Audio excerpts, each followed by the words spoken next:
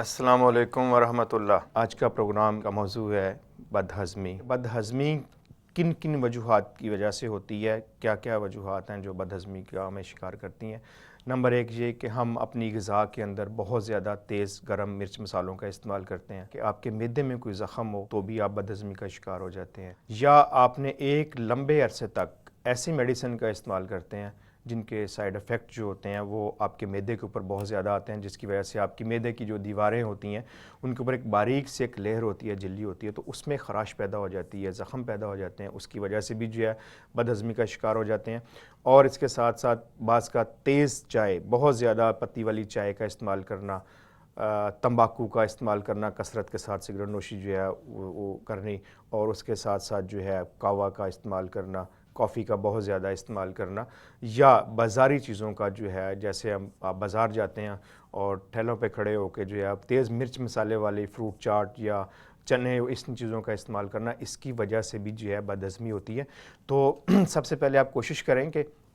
اگر آپ بد ہضمی کا شکار ہیں تو اپنی غذا میں تھوڑی تبدیلی لے کے آئیں۔ آپ بالکل سادہ اور سمپل غذا لیں۔ اس کے لیے جو ہے میں آپ کو بتاتا ہوں، نبی کریم صلی اللہ علیہ وسلم نے لوکی کو بہت زیادہ پسند فرمایا، اور آپ لوکی جو ہے کدو جس کو ہم اپنی زبان میں کہتے ہیں، عام زبان میں، اس کا کثرت سے استعمال کرتے تھے۔ تو آپ کوشش کریں کہ ایک تو یہ کہ آپ لوکی کا استعمال کریں، اور دوسرا میتھی دانہ۔ میتھی دانے کے بارے میں بھی حضور نبی کریم صلی اللہ علیہ وسلم کی ایک حدیث مبارکہ میں آپ کے سامنے پیش کرتا ہوں۔ آپ صلی اللہ علیہ وسلم فرماتے ہیں کہ اگر میری امت کو پتہ چل جائے کہ میتھی دانے کے کیا فوائد ہیں تو میتھی جو ہے وہ سونے سے مہنگی بکے۔ تو ناظرین، آپ اس بات سے اندازہ لگائیے کہ جس چیز کے بارے میں اللہ کے نبی، پیارے نبی جو ہے فرما رہے ہیں کہ یہ سونے سے مہنگی بکے، تو اس کے فوائد کیا ہوں گے،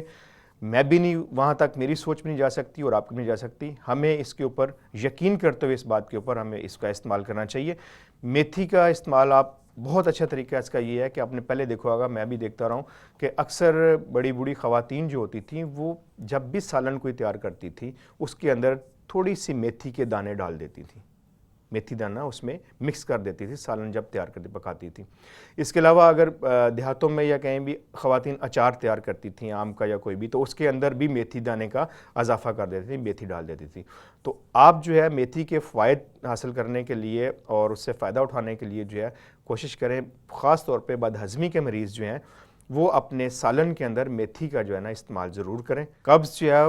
اس کی بنیادی دو وجوہات ہوتی ہیں، ایک تو یہ ہوتا ہے کہ معدے میں گرمی، اور دوسرا خشکی کی وجہ سے قبض ہوتی ہے۔ اکثر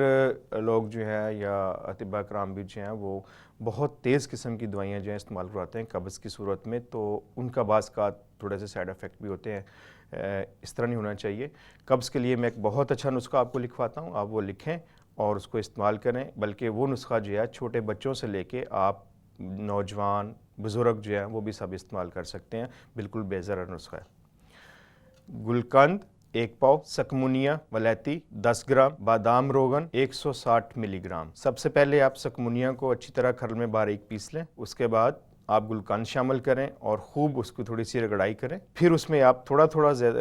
بادام کا تیل جو ہے وہ ڈالتے جائیں اور اس کو رگڑتے جائیں، اس کی رگڑائی کرتے جائیں، یہاں تک کہ وہ 120 ml آئل جو ہے وہ اس پورے کا پورا اس میں جذب ہو جائے گا۔ آپ اس کو چھوڑ دیں ایک رات کے لیے، اگلی صبح جب آپ دیکھیں گے تو وہی آئل دوبارہ پھر جو ہے وہ اوپر ہوگا، تو آپ اس کو محفوظ کر کے ڈبے میں بند کر کے رکھ لیں، اور جب بھی آپ اس کو کھائیں اس کو میں سے اچھی طرح اس کو مکس کریں۔ مکس کرنے کے بعد